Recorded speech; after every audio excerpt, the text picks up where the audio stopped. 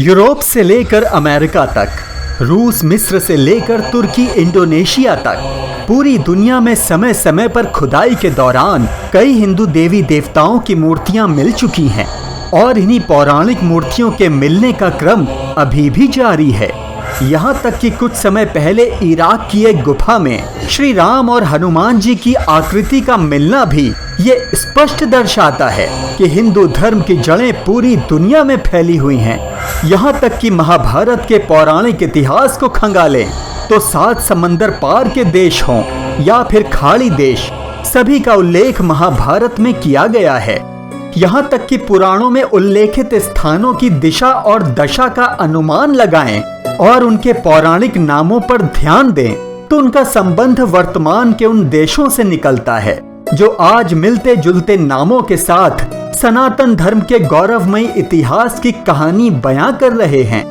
तो हो जाइए तैयार विशाल आर्यवर्त वृक्ष की उन गहरी जड़ों को जानने के लिए जो फैली हुई हैं पूरी दुनिया में। दोस्तों, आप सभी देवशिल्पी विश्वकर्मा की कार्यकुशलता को तो भली भांति जानते हैं और उन्हीं की भांति मय दानव भी एक उत्कृष्ट शिल्पी था जिसने विश्वकर्मा जी के साथ मिलकर द्वारिका के निर्माण में सहयोग दिया था और इंद्रप्रस्थ का निर्माण भी मय दानव ने ही किया था और मय दानव को ही माया सभ्यता का जनक माना जाता है। दरअसल माया सभ्यता के पोपोल वुह ग्रंथ में अरण्यवासी अर्थात असुरों का देवों से जिस प्रकार संघर्ष का वर्णन किया गया है वो ठीक उसी प्रकार है जैसा हमारे वेदों में उल्लेखित है। मध्य अमेरिका के होंडुरास में विशाल वानर मूर्ति का पाया जाना और इसके अलावा अलग अलग क्षेत्रों में भगवान शिव, शिवलिंग, माता पार्वती, श्री गणेश की मूर्तियों का मिलना ये सिद्ध करता है कि प्राचीन काल में अमेरिका में भारतीय लोग निवास करते थे।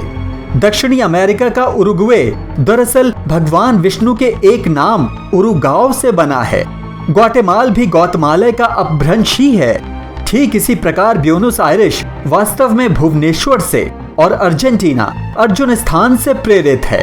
अमेरिका का उल्लेख पुराणों में पाताल लोक या फिर नागलोक के आधार पर किया गया है और ये पौराणिक काल में अम्बरीश हुआ करता था। जैसे मैक्सिको को मक्षिका कहा जाता था।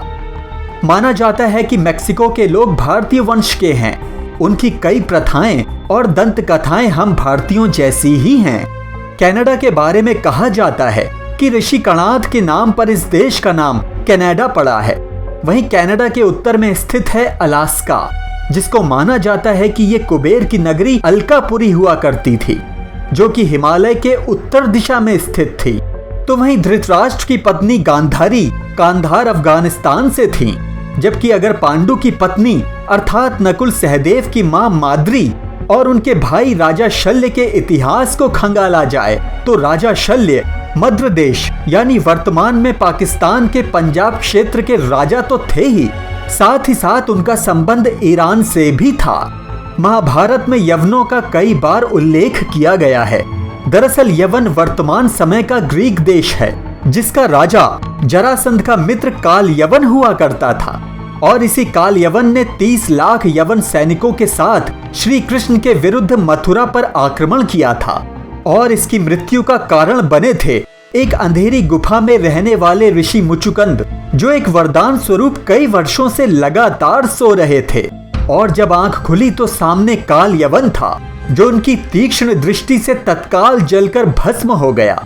शोध दर्शाते हैं कि यवन भारत की पश्चिमी सीमा के अलावा मथुरा के आसपास रहा करते थे। महाभारत युद्ध में यवन कृपाचार्य के सहायक के रूप में कार्य करते थे। काल यवन ऋषि गर्ग और रंभा का पुत्र था और ऋषि गर्ग को यवनाचार्य भी कहा जाता था। कहते हैं कि अर्जुन की आदिवासी पत्नी उलूपी उस देश से थी जिसे आज अमेरिका कहा जाता है। उल्लेख मिलता है कि एक बार महर्षि वेदव्यास ने अपने पुत्र शुकदेव को, जो समय वर्तमान के अमेरिका में थे, को मिथिला यानी नेपाल में राजा जनक के पास भेजा। तब शुकदेव हवाई मार्ग से नेपाल पहुंचे थे, जिसका वर्णन एक श्लोक में बहुत सुंदरता से किया गया है, जिसके अनुसार शुकदेव हरिवर्ष पूर्ण होते हुए मिथिला अर्थात वर्तमान के नेपाल पहुंचे थे। हरिवर्ष में हरि बंदर को और वर्ष देश को कहा गया है, चूंकि बंदर लाल मुंह वाले होते हैं और यूरोप वासियों के मुंह लाल होते हैं। अतः हरिवर्ष यूरोप को कहा गया है, जबकि हूण देश है हंगरी। ये शुकदेव के हवाई जहाज का मार्ग था। अमेरिकी महाद्वीप के बोलीविया में हिंदुओं ने प्राचीन काल में अपनी अपनी बस्तियां बसाईं और कृषि का विकास किया।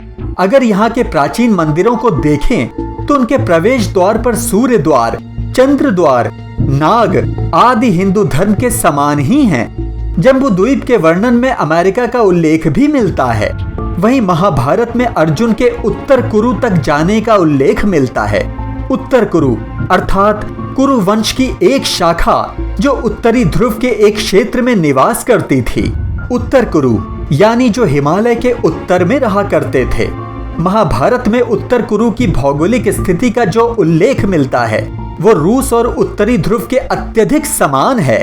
हिमालय के उत्तर में रूस, तिब्बत, मंगोल, चीन, किर्गिस्तान, कजाकिस्तान आदि देश आते हैं। अर्जुन के पश्चात सम्राट ललितादित्य मुक्तपीड और उनके पोते जयदीप के उत्तर कुरु को जीतने का उल्लेख मिलता है। वहीं नकुल का भी पश्चिमी दिशा में जाकर शकों को पराजित करने का उल्लेख मिलता है। दरअसल ये वो शाक्य जाति नहीं है जो नेपाल और भारत में प्राचीन काल से निवास कर रही है, बल्कि नकुल द्वारा पराजित ये वो शक जाति है जिसे महाभारत के शांति पर्व में विदेशी कहा गया है।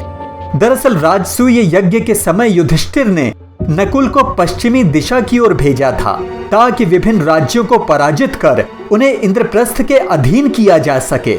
और पराजय के पश्चात शकों ने राजसूय यज्ञ समापन पर युधिष्ठिर को भेंट भी दी थी। जबकि सभा पर्व के अनुसार नकुल ने ही अपने पश्चिमी अभियान में शक के अलावा पहलव राज्य को भी पराजित किया था। पहलव मूल रूप से पर्शिया यानी ईरान के निवासी थे। यहाँ तक कि नकुल ने अपने पश्चिमी अभियान में हूणों को भी परास्त किया था। इसी प्रकार महाभारत में सहदेव द्वारा अपने सैन्य अभियान में यवनों के नगर को वश में करने का उल्लेख मिलता है। देखा जाए तो भारतीयों ने ही अरब और यूरोप के अधिकतर क्षेत्रों पर शासन करके अपने कुल, संस्कृति और धर्म को बढ़ाया था। उस काल में भारत दुनिया का सबसे आधुनिक देश था और यहाँ आकर बसना और व्यापार आदि करना उनका सपना हुआ करता था।